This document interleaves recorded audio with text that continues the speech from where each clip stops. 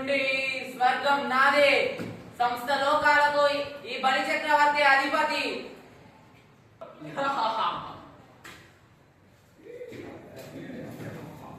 ఈ దుష్టబలి పాలనలో మనము మన మనుగడను సాగించలేము.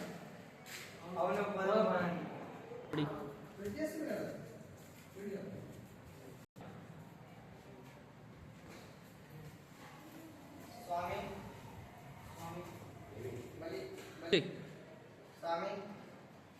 బలి చక్రవర్తి అన్యాయంగా స్వర్గాన్ని ఆక్రమించి మమ్మల్ని చిత్రహింసలు పెడుతున్నాడు. మాపై దయ చూపి నన్ను రక్షించండి స్వామి. చింతించకండి. నేటి తుదలు నేను వామనావతారం ఎత్తి మీ కష్టాలను తీరుస్తాను.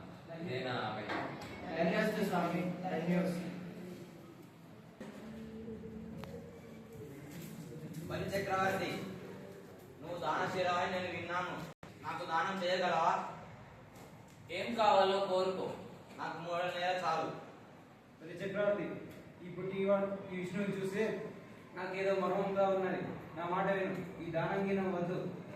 పుట్టివాడిని చూస్తే కుదురు. బ్రాహ్మణుని చూస్తే 3 రోజుల్లో పోయేవాడు లాగా లేడు. 3 లోకాలకు వచ్చే త్రివిక్రమ రూపం లాగా ఉన్నాడు. నా మాట విను. ఈ దానంగినం వద్దు. ఆచార్య, ఇన్ని మాటలు ఎందుకు?